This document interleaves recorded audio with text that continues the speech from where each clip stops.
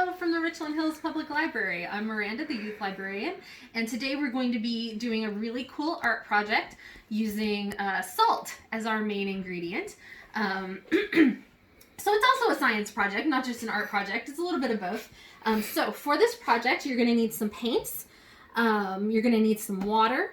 If you have watercolors, then that works actually perfectly. But this is all I've got, so I'm going to take this paint and I'm going to water it down. Then you'll need some salt and some glue. Just, an Elmer's type glue. It doesn't have to be Elmer's, obviously, but something like that. Piece of paper. I'm using cardstock, and you'll see why in a minute. A cookie sheet of some kind. Some water so that you can clean off your brush as you work. A paintbrush. And a cloth for like wiping your brush on, and then a pencil. All right, so let's get started. First, you're going to draw something on your piece of paper. It doesn't have to be too detailed. That's not important. And you actually don't have to draw. You can just immediately go to the glue. But this helps you kind of get an idea of whatever it is that you're wanting to do with your piece of paper. So let's see. I think I will just do a name.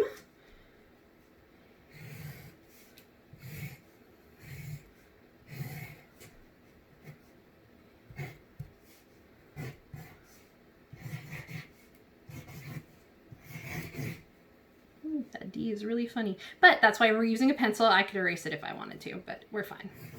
So Miranda is a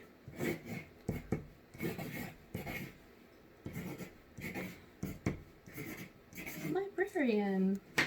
That's probably too much, but I'm just going to kind of show you this part. I probably won't put glue all over the whole thing. Because obviously, once you get to a certain point, you have to wait for it all to dry. And so I've got another one that we're going to do with our next part. So once you've got it all on the paper, then you just use your glue to trace your lines.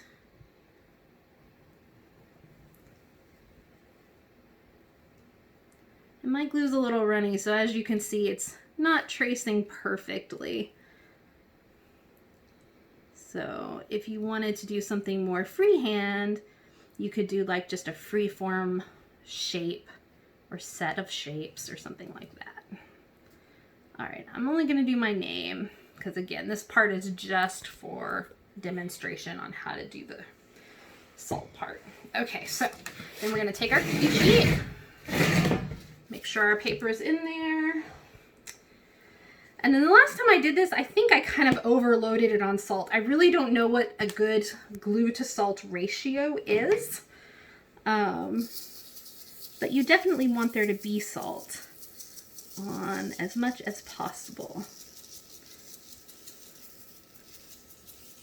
But you don't want too much. Okay. I also think I left my extra salt on there for too long. So we're going to do... This time around, we're immediately going to dump off our extra. All right, and obviously you don't want to use that extra salt for anything, just throw it away. But as you can see, it kind of clumped a little, and I'm not sure why, but it's not a bad thing. It's all okay. So that's the first part of the project, and once you've got enough salt on there and you've dumped off your extra, then you're going to leave it to dry until it's perfectly dry. Then once it's perfectly dry, okay, here's my dry one. As you can see, it kind of warped to the paper. That's okay. That happens.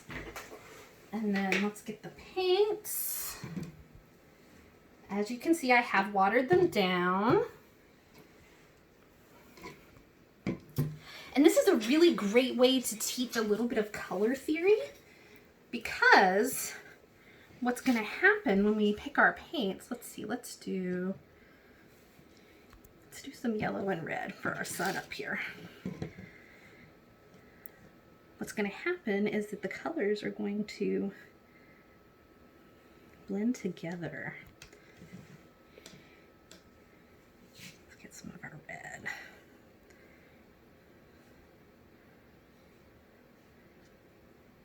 And you can see it gets absorbed by the salt. So none of the water is running out and going loose onto the paper like it did in that last video when we made the galaxies. It's all staying close together, and it's kind of hard to see, but where the yellow and the red are blending here, it's turning into a dark orange. And you can add to some of that orange by putting some extra yellow on top. So it's a really fun way to play with watered down paints without having to worry about too much mess. And we'll take a look at the back of the paper here in a second just to kind of see. Yeah, as you can see on the back of the paper, it is getting a little damp. I mean, it has to because it's water. But the salt is holding it mostly in place. So you can do some really cool designs. Let's get some of our flowers going here. Oops.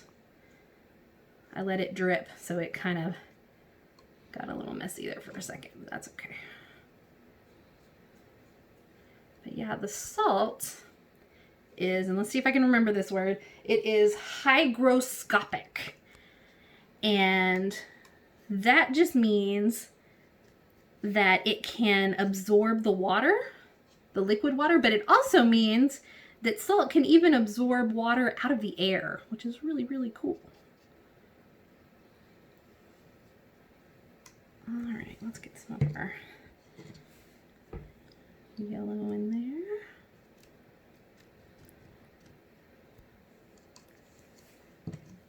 So again, you can kind of see where our yellow and green are kind of blending together there. I should probably be washing my brush off in between all of these, but it's really kind of fun to just put your brush down and then watch it spread out and see all the different places that it goes.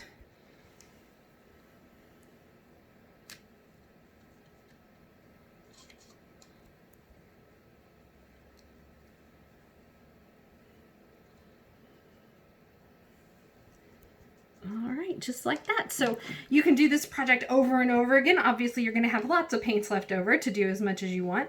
It can be a lot of fun to just kind of play around with the colors and play around with mixing things.